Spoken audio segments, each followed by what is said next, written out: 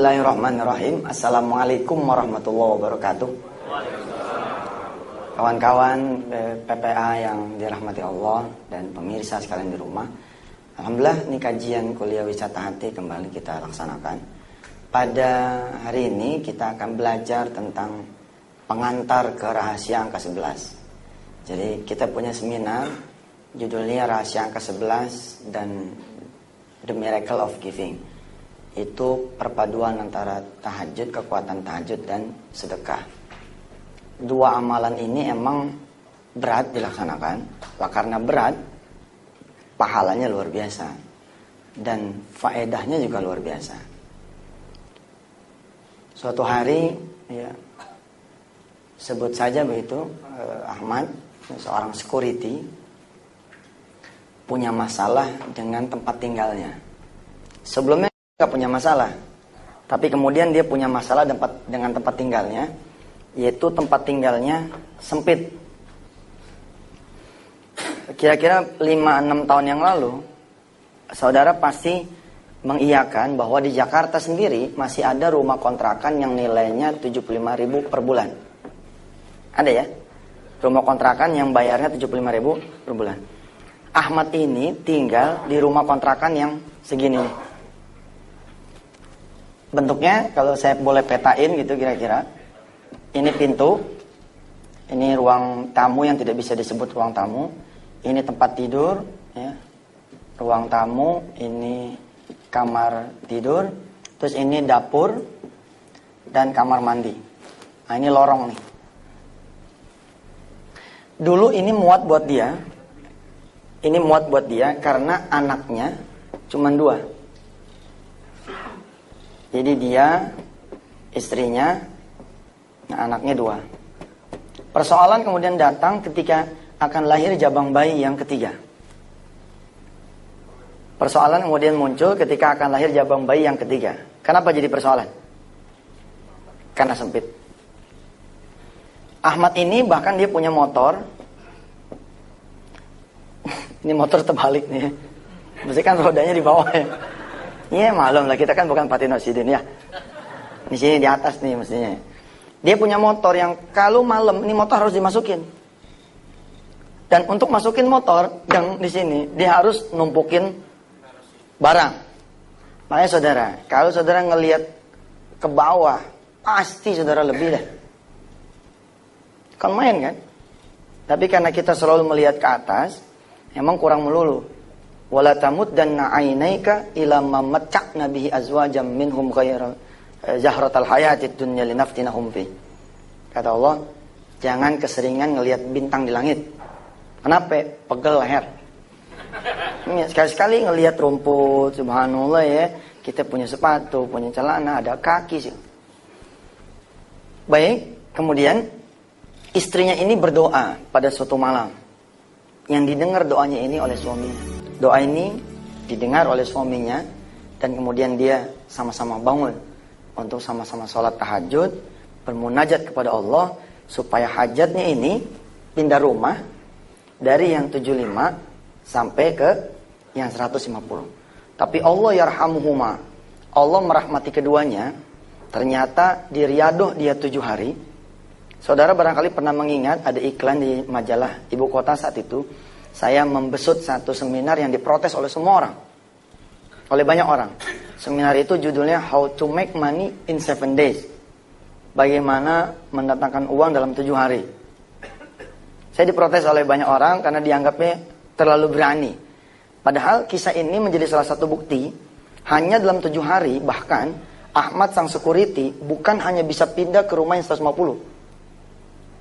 Tapi dia memiliki rumah dengan 7 pavilion, 3 pavilion, dan 1 kolam renang. Di hari ke-7-nya.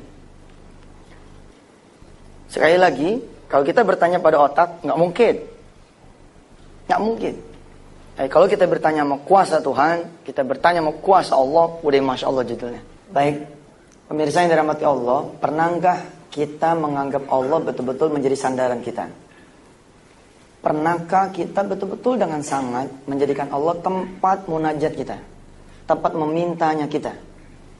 Barangkali karena kita yakinnya bakal dapat duit, kita nggak perlu minta sama Allah. Betul nggak? Karena perkaliannya kita enteng lah kalau cuma DP-in rumah itu mah ya. Kalau cuma buat DP-in apartemen itu mah. Lalu kita nggak minta sama Allah. Segitu yakinnya kita bisa selamat nyampe ke kantor, kita pun bahkan kadang lupa doa safar. Kita anggap doa safar kalau umroh aja. Ya kan, kalau doa safar itu biasanya kita baca kapan? Kalau kita di pesawat, mau umroh mau haji. Baru udah kita baca tuh. Bismillahi majreha. Terus inna rabbi laghafurur rahim. Allahumma dan seterusnya. Padahal harusnya kan everyday. Karena kita nggak tahu yang punya jalan itu adalah Allah. Lihat. Si ibu ini, suami istri ini luar biasa.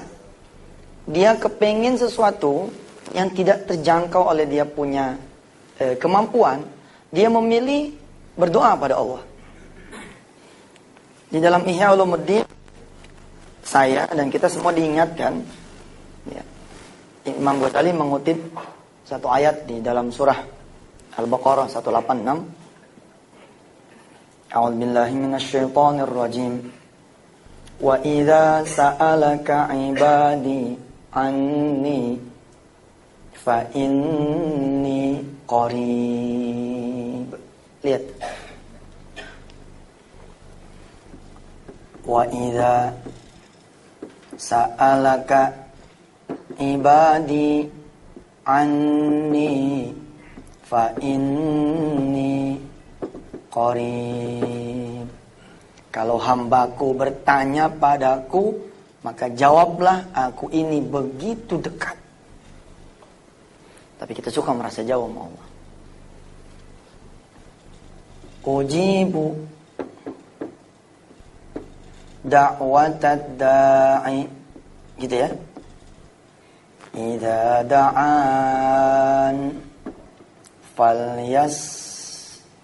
tajibuli wal yu'minu bi.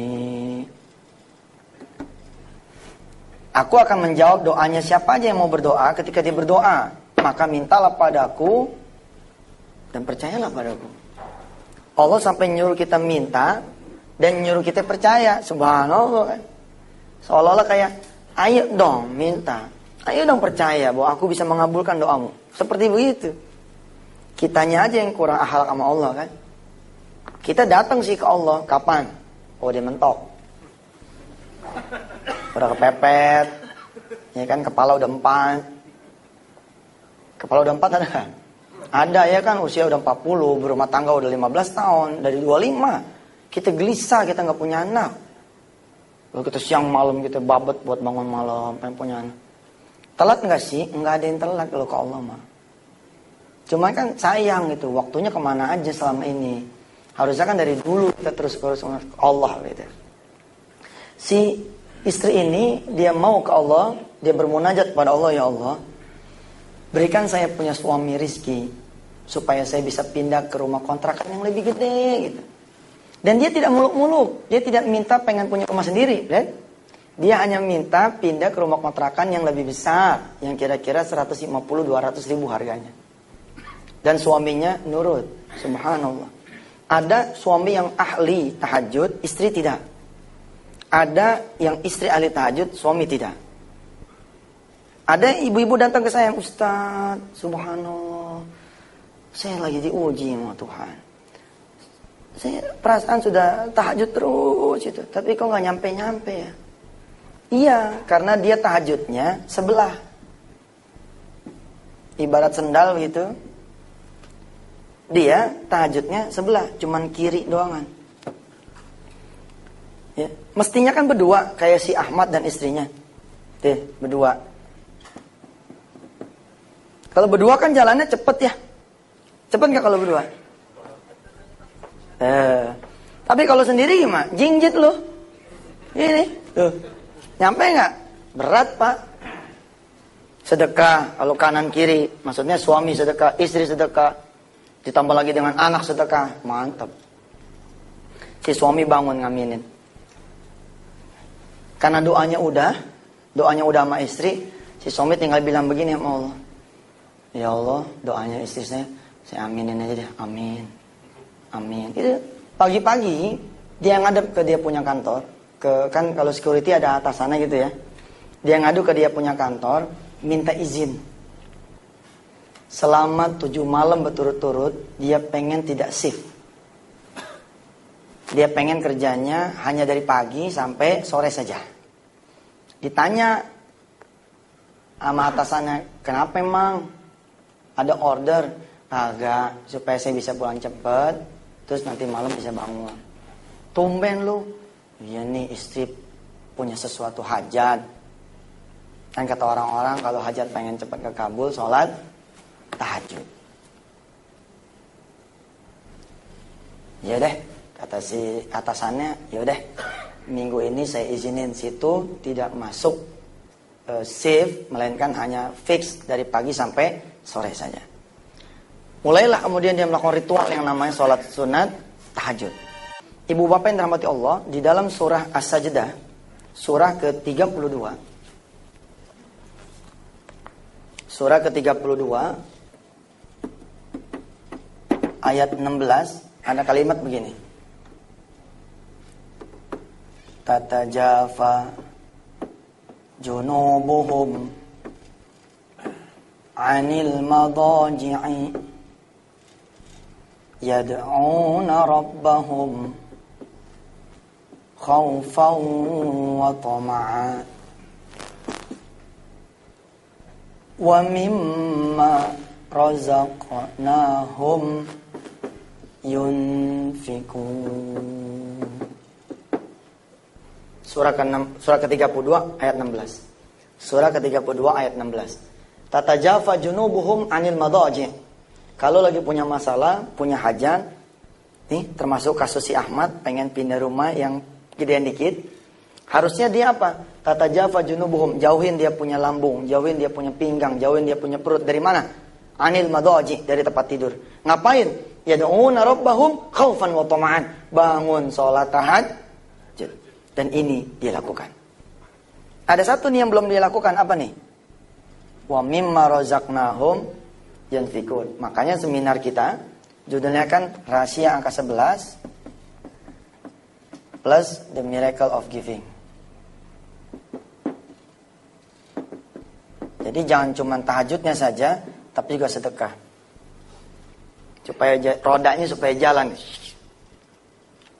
Nanti Allah yang punya kuasa sama dia, membuat dia menjadi wa mimma razaqnahum yunfikun. Namanya orang susah, Pak, jarang dia untuk mikir sedekah. Jangankan orang susah, ya. Kita aja yang merasa kaya nggak mikir sedekah. Ini sudah menjadi emang umum begitu. Kalau orang susah yang rezekinya kurang, tidak pernah terfikir sama dia wa mimma razaqnahum yunfikun. Diajak sholat duha, ayo dah. Diajak ngaji habis-habisan, ayo dah. Ngerti itu ngaji habis-habisan, ngaji sampai pol. Tapi kira diajak sedekah, waduh, mesti gue dong yang disedekahin. Iya benar begitu. Nah, Allah lah yang kemudian nanti membuat dia wa mimma razaqnahum di hari kelima. Kurang lebihnya begitu. Senin malam bangun kan? Selasa malam bangun, Rabu malam bangun. Doanya apa tuh si suaminya, si Ahmad? Amin, amin, amin. Di Kamis pagi Allah berkehendak buat dia. Bapak Ibu yang dirahmati Allah dan pemirsa penikmat kuliah wisata hati, tanda-tanda kita layak mendapat pertolongan Allah, satu, kalau kita datang ke Allah. Tanda-tanda bahwa Allah menurunkan pertolongannya buat kita, kalau Allah menghadirkan kesusahan di depan kita, terus kita close, kita tutup. Sering saya contohkan, kalau kita sakit, ada telepon nih dari ponakan, Om, Mama sakit, masuk rumah sakit, ada duit enggak 2 juta? Kita cuma megang duit 2 juta tuh. Apa yang kita bilang sama dia? Waduh, sayang, kalau minggu kemarin mah Om punya, sekarang mau Om punya tapi ilah-ilah cuma 2 juta 2 jutanya. Gimana kalau kita baca Fatihah aja deh? Coba orang minjem duit dibacain Fatihah. Bukan sih nggak boleh, boleh-boleh aja gitu kan. Tapi dia kurang lengkap gitu. Padahal Allah udah mau datang tuh. Allah udah mau datang. Ketika dia datang, Allah turun. Tapi kan Allah turun lewat wasilah dong. Walaupun dia berkehendak ya. Oh dia berkehendak nggak pakai yang beginian, bisa-bisa saja. Tapi umumnya secara ilmu normatifnya begitu. Kemis pagi, rupanya dia layak dapat ini nih, dapat pertolongan Allah. Pagi-pagi kemis nih, dia punya adik datang. Istrinya kan, supaya dapat rumah yang lebih gede, malah kau nambahin lagi nih 2 anak yatim nih. Udah kata dia, gue sih ngizinin, tapi tunggu empok lu aja deh. Empok lu nih lagi ke pasar. Kalau empok lu ngizinin, anak lu pada bisa tinggal di sini, lu tinggal dah. Mana kayak yang ternyangkutnya, nggak cukup dibawa di internet, gua taruh kan. Masya Allah Pak, Ibu, si adiknya nih nggak mau. Saya jarang ngobrol sama empok, abang aja deh ngobrol dah. Iya, ntar gua ngobrol sama dia dah.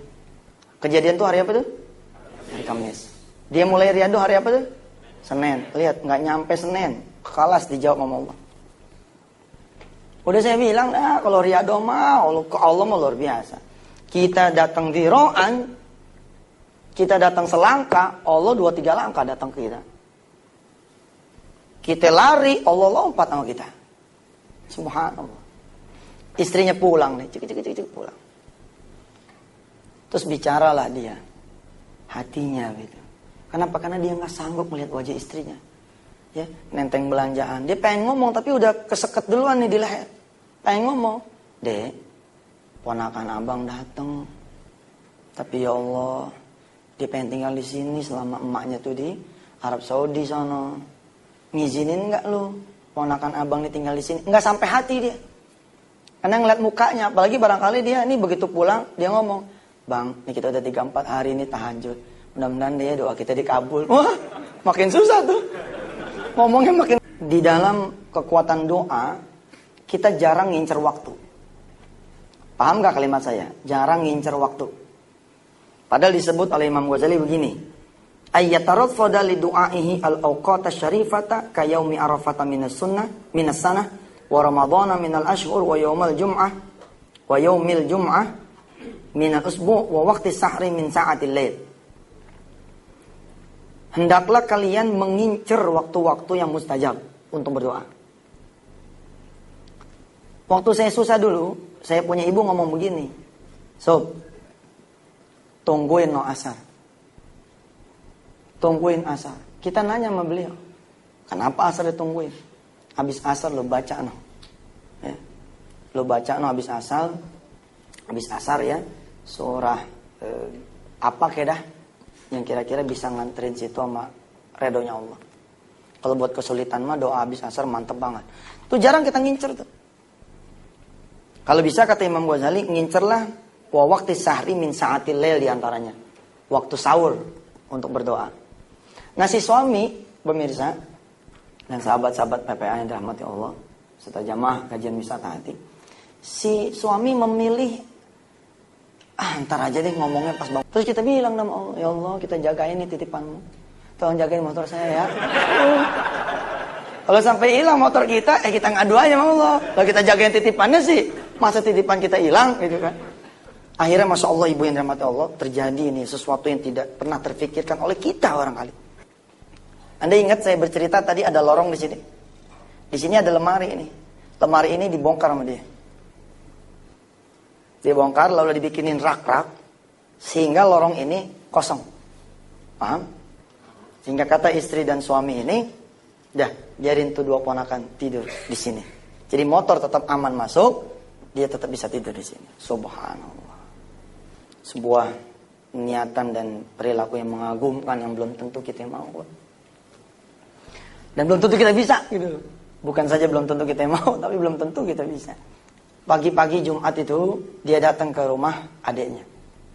Apa dia bilang? Empok lu udah setuju noh? Boleh dah. Kan kalau kita buka sekolahan ada free trial ya. Nah ini ada free trial juga nih. Home free trial kira-kira gitu. Jajal gini nanti Senin lu bawa anak lu masuk sono rumah. Sebelum lu ke Surabaya.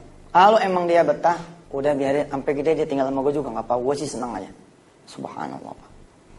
Istrinya almarhum adiknya tuh senang bukan main. Dan ini adik ipar rupanya, bukan adik kandung. Yang adik kandungnya dia suami dari si ibu tersebut. Senang bukan main, dia mendoakan, mudah-mudahan abang sehat. Itu tuh the great moment sebenarnya buat doa kita. The great moment ketika misalnya saudara pengen punya sesuatu, ya cium tangan sama orang tua gitu kan.